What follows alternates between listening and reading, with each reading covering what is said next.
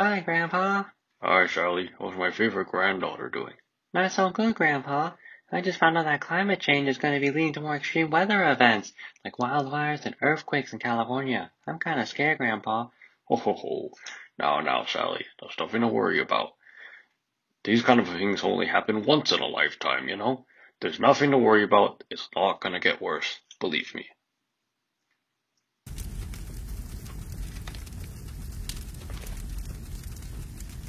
I may have spoke too soon.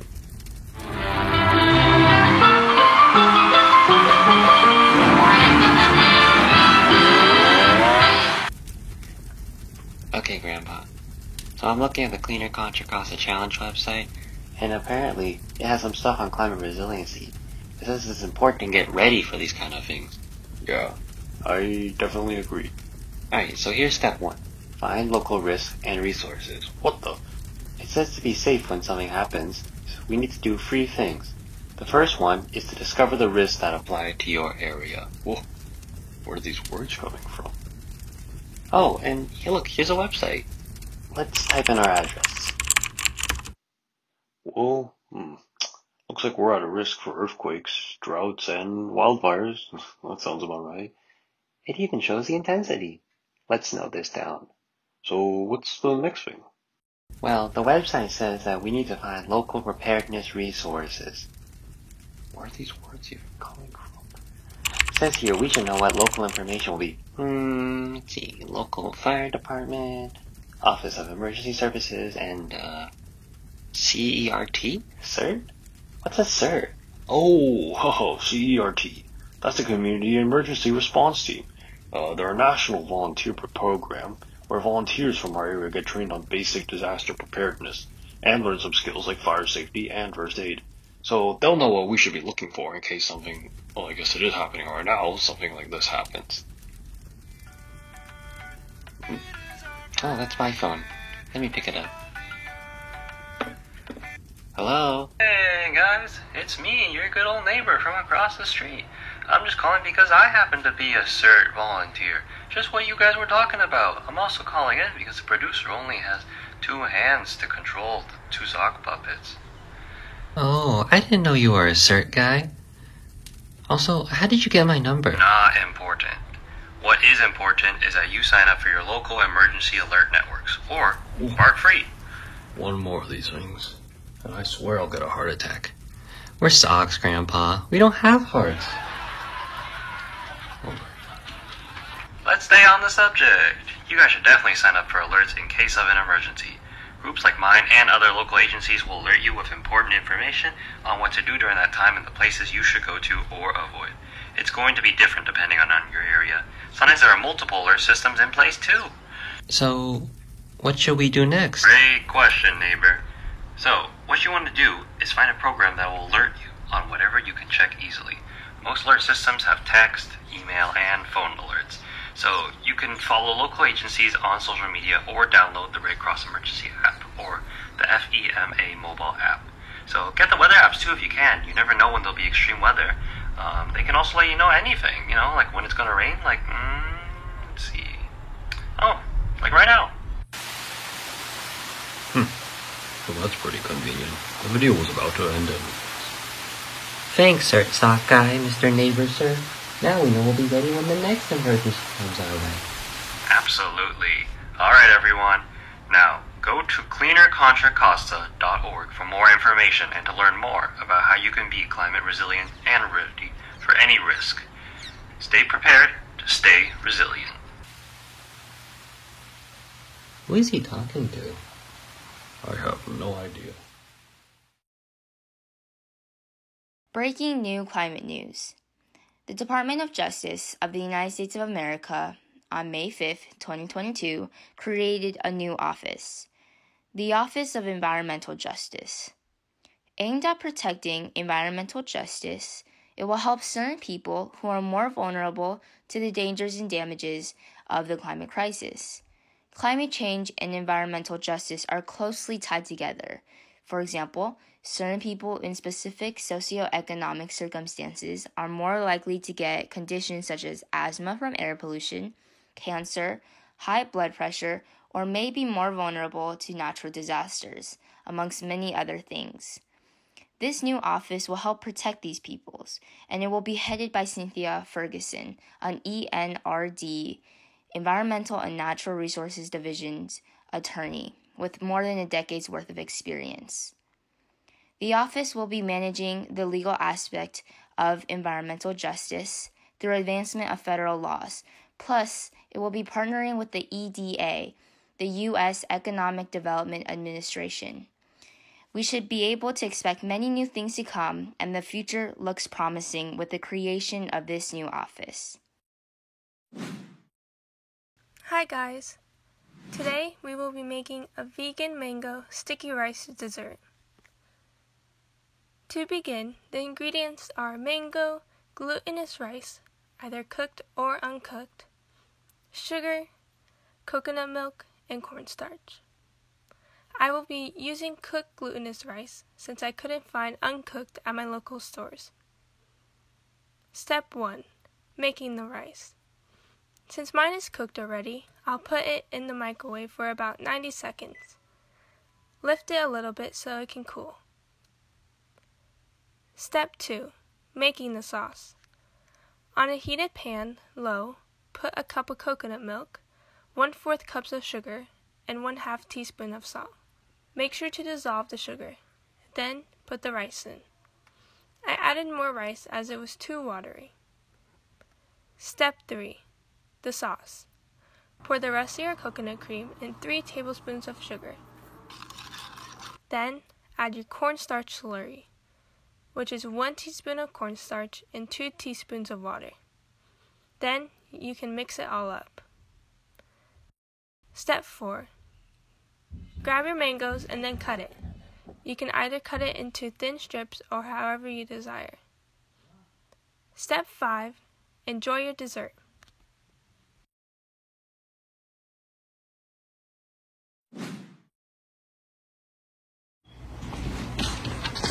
Oh hey, I'm Josh. You just caught me embracing the natural outdoors, my own backyard, my own national park. The beautiful flowers blooming, the tender sound of the rustling leaves, the sight of interconnected life, from bees pollinating the flowers to ants connecting food for the winter. National parks encapsulate this and so much more on a grander scale. They are homes to endangered species, fruitful landscapes, and just pure natural wonders. They are reminders of the incredible biodiversity of our planet that emanates something bigger than ourselves. These parks span from the gushing geysers of Yellowstone to the raging waves on Monterey Peninsula to the rocky terrain of Yosemite to even the labyrinth maze known as the Black Canyon to the majestic animals of Tsavo in Kenya and to even to the desolate stark landscape of the Joshua Tree National Park. Joshua Tree National Park? They clearly didn't adapt them. These parks are protected to ensure the essence of these worldwide marvels granted to us by Mother Earth. But sadly, to pivot to our more grim reality, just like National Geographic, I'm going to have to dim the mood. These parks are presented with a danger posed by human encroachment such as higher fossil fuel production and the encroachment of commercial ventures, corporate conglomerates, industries, all going across boundary lines. If we remain docile to where we see temperatures tip to new highs and become seemingly more irreversible, oceans will rise, climate patterns will become more sporadic, and invasive species will become on the rise and affect wildlife. All of these will have dire consequences that we will all have to reap, such as emerging insect-borne diseases, mass migration, decline in public health. All of these undesirable circumstances will accelerate. You could call me an optimist, but there is a silver lining. There is, trust me. It's not too late. Nature is a weird thing. It has shown time and time again throughout history of its resiliency, from withstanding devastating forest fires to species surviving extinction. We could waste this time that we have on blaming past generations, or we could come together and form a united front to combat these external threats. If anyone else, I'm in favor of the latter. I hope you are too. And all we have to do is very simple. We just have to funnel efforts and funding to efforts, initiatives, and technologies to dampen the effects so our kids and our kids' kids and our kids' kids' kids and so on can experience and witness what is their national birthright. All we have to do is come together and show resolve and become organized as a human race. That's it. That's basically it. And for some reason, if you feel like you are alone on this topic, just know, like SLEA and other environmental organizations worldwide, we are combining these emerging crises and similar ones to preserve our environment for generations to come. And if you found this interesting and what we do intrigued you, you should check us out. We're at Heritage, and I just stole 2 applesauces because they always have a bunch out. Yeah, no, Alexi gets the most for her tax money. Yeah, I know. Paper, applesauce, apples, you know. Yeah, that's it. So here's the chickens, and I got some treats for them. An apple, eggshells, and some eggplant. Some background on these chickens is I actually adopted them. I didn't have them for since they're like chicks or anything. So there's a farm, and once their egg production declines, they normally just kill them. So there's this rescue called Animal Place, and they rescued all these chickens, and still do. And then we rescued these girls from them. And it's time to get the eggs. And there's right here. So if you put green onions in water, you can make them last longer, or you can even regrow them by cutting them off and just putting them in water, and they regrow like that. So when we take a shower and let the water heat up, we put it in this bucket. Now I put it in here, which I'm going to take downstairs and water the plants. Something I like doing is using scratch paper for work, and personally I have a little pile of it up here, and when I'm done using both sides, I make origami like this cube or star. Another thing, I take notes online ever since COVID. I didn't have to print out the paper, so yeah, it saves paper and you can access them. I use OneNote, so there's an app for it, and I have really bad handwriting, so it's useful to type up the notes too. So with extra paper, or scrap paper and newspaper, I like make these paper pockets, which are super simple. You just fold them in half, and you fold the 2 sides over, and then you tuck this flap in. It creates like a little pocket, and I use this to like scoop the chicken poop or coffee ground compost, just a bunch of different things. Hi everyone, I'm Abigail Stouffer, SLEA's current newsletter intern, and today I wanted to share some very important people with you and honor their contributions to SLEA as they will sadly be leaving us. First up, we have Evan, who is a current high school senior and will be going to UCSB for environmental studies in the fall. During his time in SLEA, he was a very valuable team member as he helped with Operation Green, moderated the Bright Ideas seminar, and moderated 2 climate careers chats.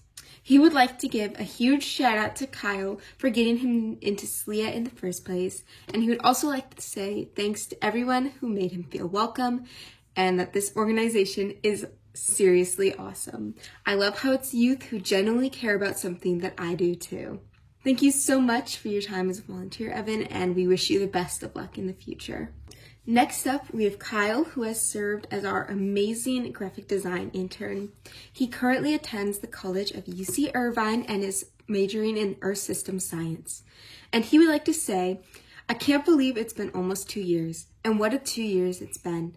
We've done so much stuff and it's all from scratch. That's really amazing. I've never worked on a team before that was so dedicated to their goals and always ready to help each other out. It really made me believe in the power of what a few individuals can do. Thanks for making these last 2 years fun, everyone. Thank you, Kyle. We will miss you so much. Thank you for all your hard work and amazing talent that you have brought to this team. Next up, we have Sarah, who has been operating as our self-described socially anxious public relations intern.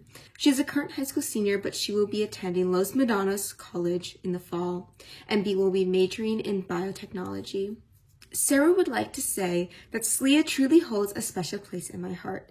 In the midst of a climate crisis, it gave me the chance to meet passionate and amazing individuals for climate action and accomplish great things with them. I had the pleasure of working with the most efficient, hilarious, and motivated cabinet someone could ask for, along with fantastic volunteers. I have made wonderful memories with SLIA, and I hope it continues to thrive because it taught me something all too important. In spite of the world, you can make a difference. Thank you, Sarah. Your humor was always so appreciated in cabinet meetings, and you will be truly, truly missed.